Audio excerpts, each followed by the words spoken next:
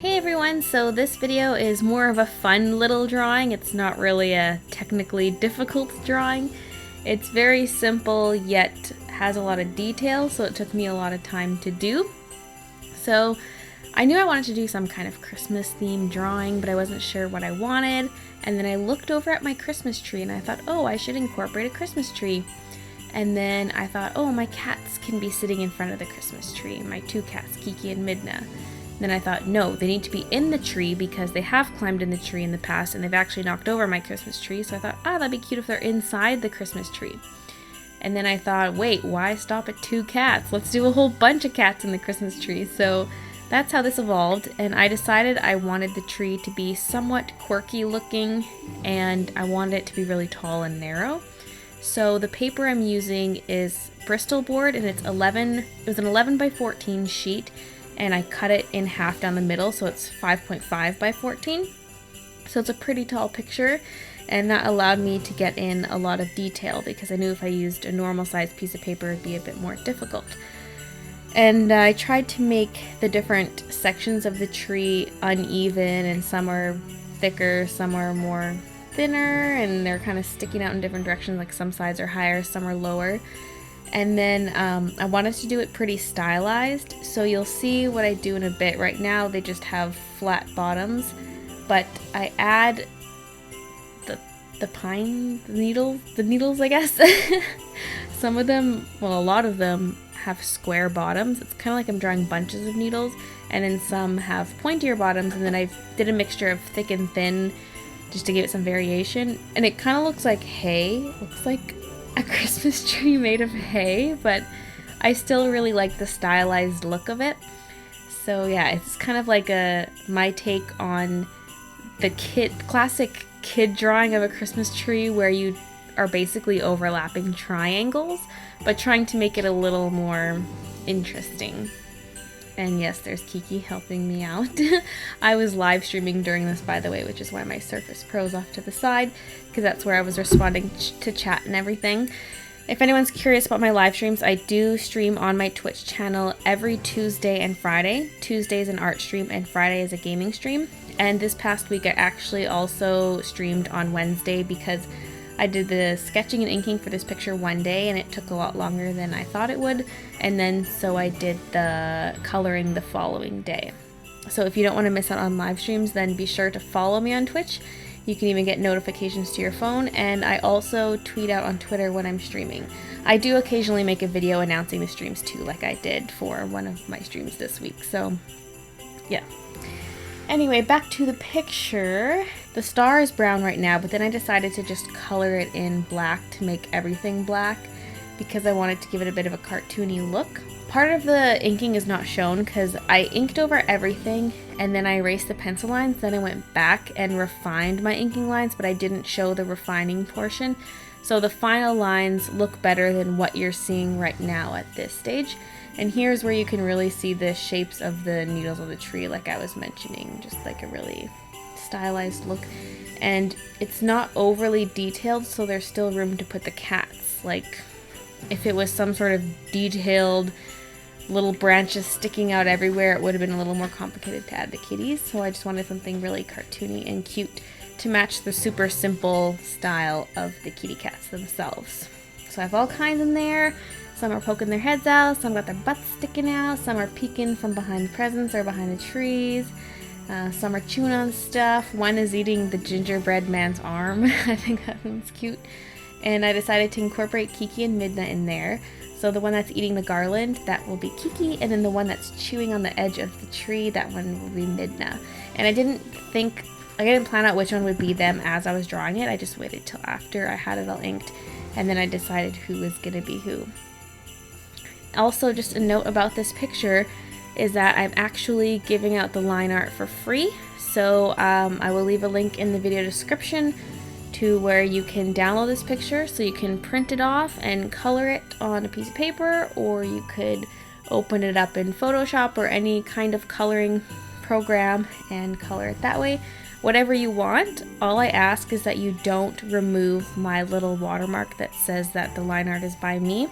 Please leave that there, and if you do post it on social media, please mention that it's my line art kind of thing. But feel free, if you color it, post it online. You can, if you're someone who makes YouTube videos, you can feel free to make a video of you coloring it. You can do basically whatever you want. I just ask that you don't like modify it or remove my signature or anything like that. So yay! And if you are coloring it digitally, if you don't know how to color in something like this, you put the layer that has the arc on it on the top layer and set that layer to multiply, and then you color on the layers underneath of that. So that is how you can color it in. Here, this whole part of me using paint here, kind of pointless.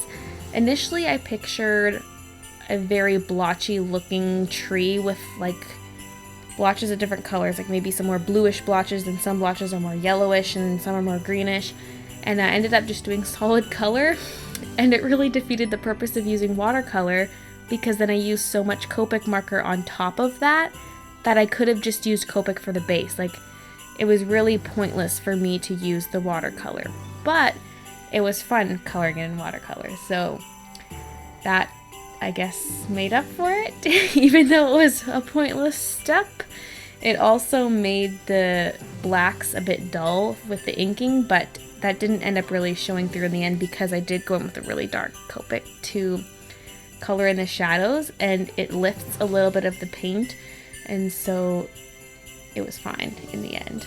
So I'm using a mixture of my PBO watercolors. I used a Copic multiliner to outline it, and then I'm using my Copic markers and my Pro markers and brush markers to color it in. I also used my Spica glitter pens, my Sakura jelly roll, and I also used my Sakura souffle pens for some details as well. So just kind of a whole mix of things in this picture, and it was really fun. I like it when I just kind of grab anything that's around and just use a bunch of different mediums in one picture. So yes. It's just very simple. Like, the cats are kind of wonky, like they're not really consistently drawn. You look at one cat's face, you look at the other cat's face, they're totally different, but oh well. I still think it's super cute. And just a warning, it's kind of a pain in the butt to color, so if you decide to color this, good luck. Because there's so many layers to the tree that you start to get so sick of coloring the tree. At least I did. I got sick when I was outlining it, and then I got sick of it when I was coloring it, because it's so much of the same thing over and over again. And usually I'm okay with that kind of stuff, but I was just not having it. I was like, this is too much, this tree is too big. Also, it's really weird because it's a tall, skinny picture. That kind of presents a problem for if you want to print it off. Because initially when I planned out this picture, I wasn't thinking it was going to be a line art that I would give away. It wasn't until I started inking it that I thought, hey, this would be a cool line art. And so because it's so tall and skinny, if you print it off on a regular size sheet of paper, it's going to be smaller than what I colored in. So it'll be a little bit more difficult to color because it's going to be printed off smaller than mine, because my paper, like I said, it's 14 inches tall. So if you print it on a sheet that's 11 inches high or 11.5 inches high, it's not going to be quite as big as the one I did. Another option would be to just print it on larger paper. If you do have legal size paper, that could work. Or you could even print it on 2 pieces of paper, like half and half, and tape them together. Probably wouldn't really recommend that. I would either just print it off on a bigger sheet or just print it off on a smaller sheet and color smaller pictures. However you want to do it, I'm just giving you some ideas. This is where I'm going over some yellow. Okay, it's gone. I was going over the green areas with some yellow. One, to kind of brighten up where the watercolor was, but also to add a bit of a different color, because I mixed green and like a bluish green when I was coloring the base watercolor layer of the tree. And so I decided to add some yellow where the highlights would be, just to make the color look a little bit more interesting. And I even went over some of the branches with my souffle pen. It's like an opaque gel pen. I did that towards the end. So now I'm finally coloring all the little kitty cats. And that took, like, this is why it takes so long to color. The picture itself, it's a lot of things that are easy to draw, but there's a lot of little things to color in, and each little item needs its own shading, and they've all got different colors, and so it can take a while to color this in. It'll keep you busy for a while, so yeah, and I guess it depends how detailed you want to get with all the shading and everything like that, so that part's totally up to you.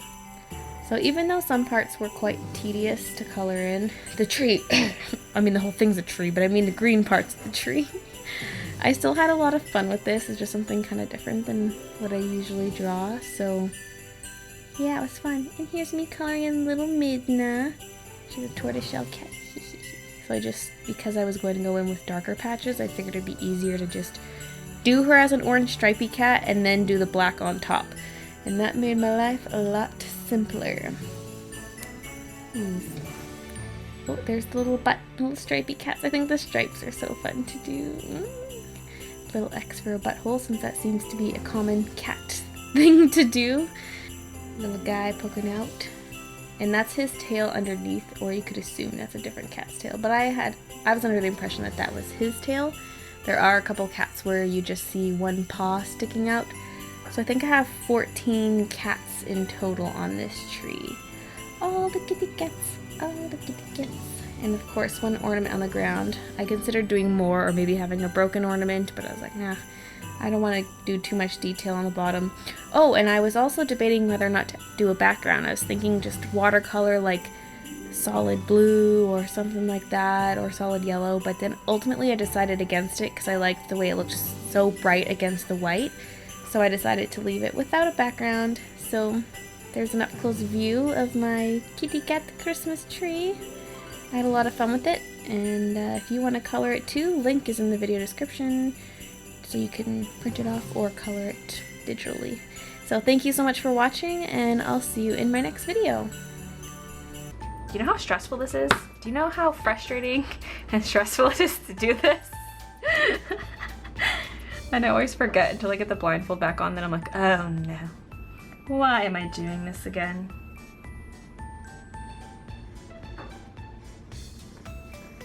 I can smell this marker.